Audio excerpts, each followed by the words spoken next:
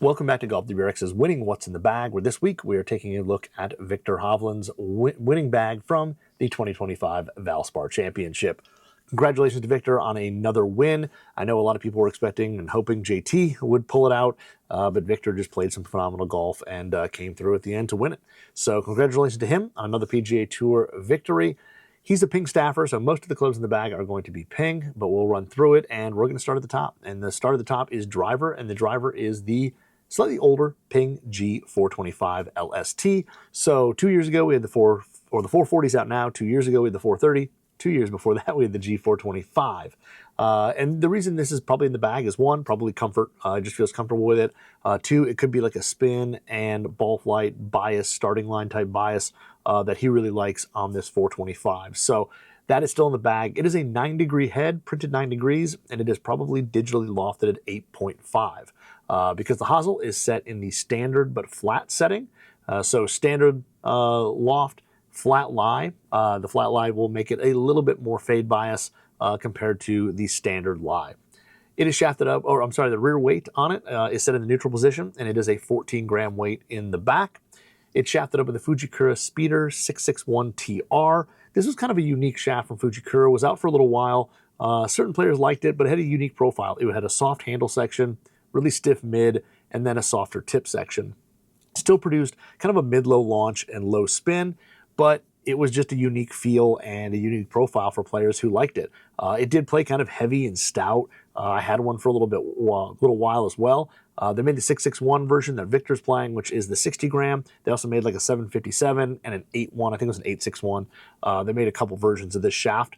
But mid-low launch, low spin, 67 grams, 3.5 degrees of torque.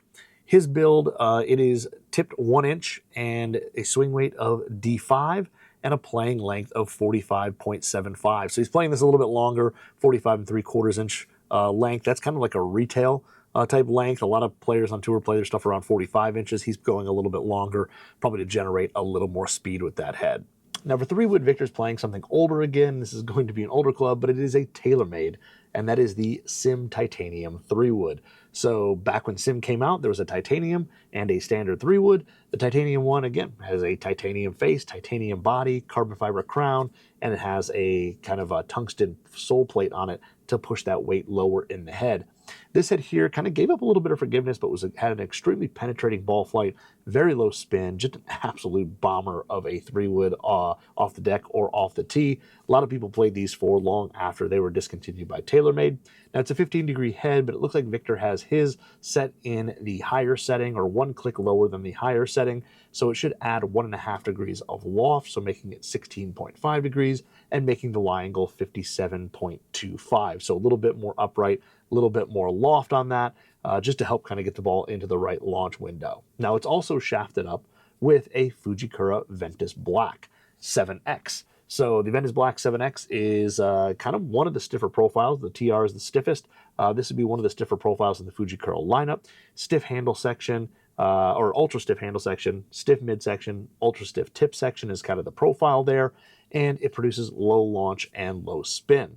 His next club, when you move into kind of, whether he moves into irons, whatever, he moves into a utility iron, and this is the Titleist U505, the number 3, so the 3-iron version.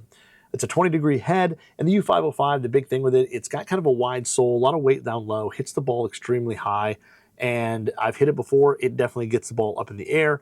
Easy to launch, easy to land soft, very good distance control with it. 20-degree head, and it's a multi-piece head, so it's got a thinner face built into it for a little bit more ball speed. It's got a chassis that builds in some stiffness and support, and then it's got twin internal tungsten weights out in the toe and the heel to add stability, and also lower that center of gravity to help launch the ball higher in the air.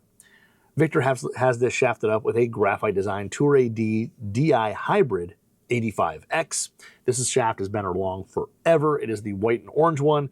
Just matches kind of the driver shaft, is built for hybrids. Mid-launch, low mid-spin.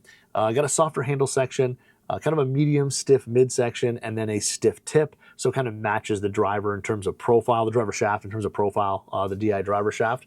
Comes in at 88 grams and 2.4 degrees of torque. For his irons, again, he's going kind of old school in the back there. He's got some Ping I-210s. He's playing 4 through pitching wedge in that set.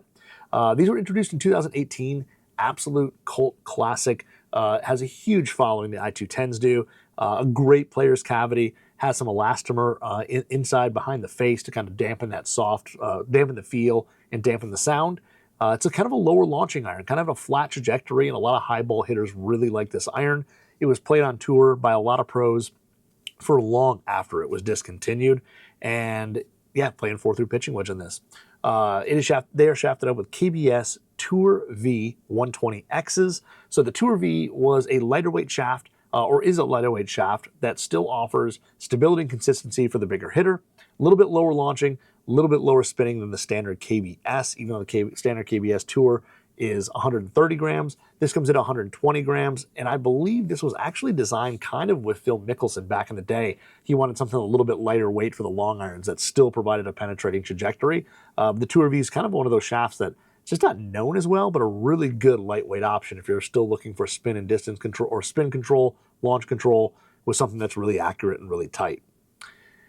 They move to wedges, and his wedges the first two are going to be Ping S159. So these are the brand new wedges that Ping brought out I think it was last year or so. The first one, he's playing a 50.12 S grind, so a 50 degree, 12 degrees of bounce S grind. Their S grind is kind of a fuller sole grind meant for full shots, square face shots.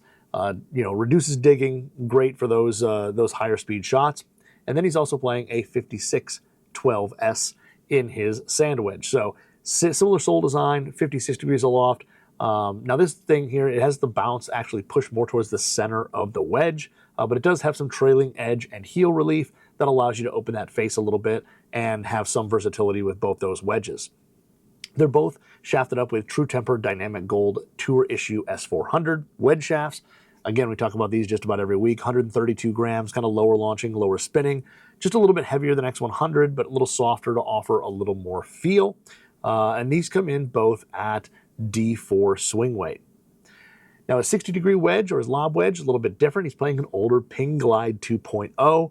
So yes, this is a few generations old. We've had a few newer versions of this shafts or wedge since then. But the Ping Glide 2.0, and he's playing a 60.06 TS grind. So 6 degrees of bounce, low bounce. The TS grind, it's a little bit, or the grooves before we get into the grind. The grooves on the 60, a little bit tighter, smaller grooves meant for more spin. The TS grind, it's low bounce, but it's got a lot of heel and trailing edge relief there.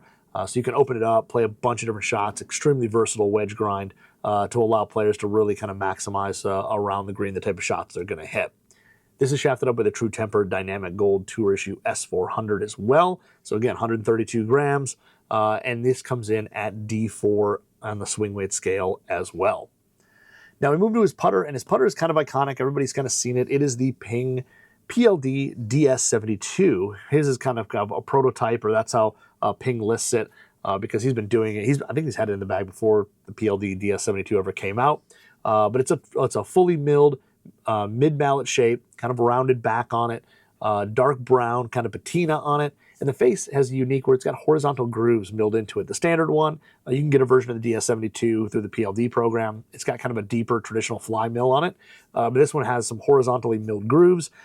It's probably going to make it a little bit softer feeling, but it may have something to do with how that ball comes off. It may promote more forward roll, but not 100% sure on that. It's got a sight on the very top line along with the flange, just a single sight line that kind of goes between both. And on it, it's got kind of a longer wind grip to kind of counterbalance the putter a little bit. Those long kind of 17-inch grips are heavier. They move a little bit of mass up to the hands and kind of add some stability to the putter. It's a 36-inch length on that putter and has 3 degrees of loft. Now, the grips for his clubs outside the putter are the Golf Pride MCC. These are the black and blue version. It's got the brushed cotton cord up in the upper hand, a little firmer rubber, gives you a little bit more stability, some traction, some control. And then the lower hand is that softer, bluer rubber that gives you a little bit more feel, a little bit more responsiveness. These grips are kind of played everywhere on tour. I know Rory had them last week in his in black and white. Victor's playing the blue, or the black and blue version, and he's playing his with +1 wrap on most of his clubs. Now for ball, he's playing the Titleist Pro V1. The Pro V1 is, of course, the more penetrating flight, kind of lower spinning with the driver and long irons compared to the Pro V1X. Also has a little bit softer feel, but great stopping power around the greens as well as being long off the tee. So that is Viktor Hovland's winning what's in the bag for this week at his Valspar Championship. I know I'm kind of all over the place with this one, but that is his winning what's in the bag. Congratulations again to Viktor. Great win. And yeah, check back next week when we dive into the next player's what's in the bag.